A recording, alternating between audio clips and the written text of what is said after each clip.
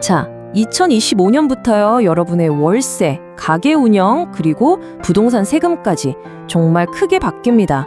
이거 모르고 넘어가면 나만 손해볼 수 있거든요. 오늘 제가 그 핵심 개정 사항들 정말 알기 쉽게 싹 다 설명해 드릴게요. 이 질문 한번 스스로에게 던져보시면 어떨까요? 당장 내년부터 내 재산과 사업을 둘러싼 게임의 룰이 바뀌는데 나는 과연 얼마나 준비가 되어 있을까 하고 말이죠. 오늘 제가 설명해드리는 내용은 그냥 제 생각이 아닙니다. 대한민국 국세청이 공식적으로 발표한 자료를 바탕으로 가장 정확한 팩트와 핵심만 쏙쏙 뽑아서 알려드리는 거니까 믿고 들으셔도 좋습니다. 오늘은 크게 이 4가지 주제를 집중적으로 파헤쳐 볼 겁니다. 상가 임차인을 위한 새로운 보호장치부터 착한 임대인을 위한 혜택, 그리고 사업자라면 정말 정신 바짝 차려야 할 새로운 규제까지. 마지막에는 이 모든 걸 한 번에 정리한 체크리스트도 준비했으니까요. 끝까지 집중해 주세요. 자, 그럼 첫 번째 이야기부터 바로 시작해 볼까요? 첫 번째 변화, 바로 상가 임대차 계약입니다. 아니, 월세는 그대로인데 이상하게 관리비만 쑥쑥 오르는 경험 혹시 해보셨나요? 바로 그런 숨은 비용으로부터 우리 임차인들을 보호하기 위한 새로운 규칙이 생깁니다. 사실 지금까지는 법에 좀 허점이 있었어요. 일부 임대인들이 임대료 인상 제한을 피하려고 관리비를 슬쩍 올리는 이른바 꼼수 인상을 해도 이걸 마땅히 제재할 방법이 없었거든요. 바로 이 문제를 해결하기 위해서 법이 바뀌는 겁니다. 자, 여기서 핵심이 뭐냐면요. 이제 임차인들한테 정말 강력한 무기가 하나 생기는 거예요.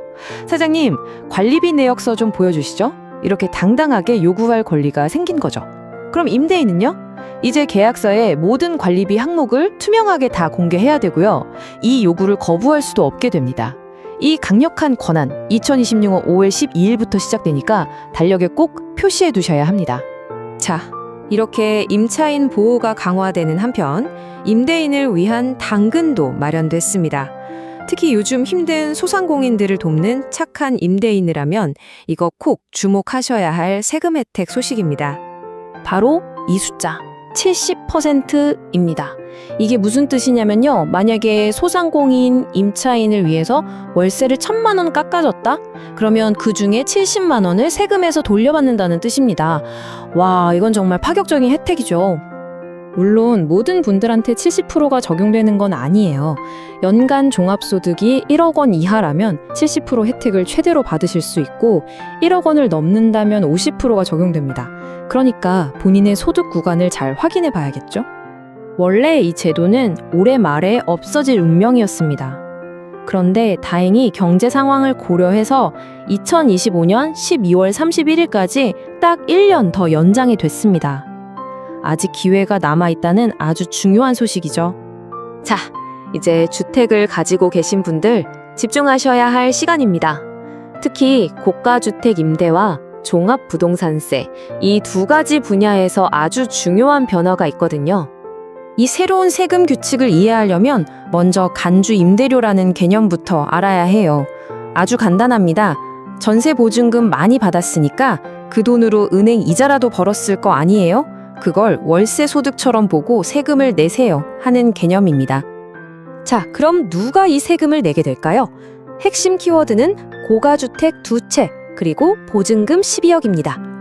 기준 시가 12억 원이 넘는 집을 2채 갖고 있고 그 2집의 전세 보증금 합계가 12억을 넘는다.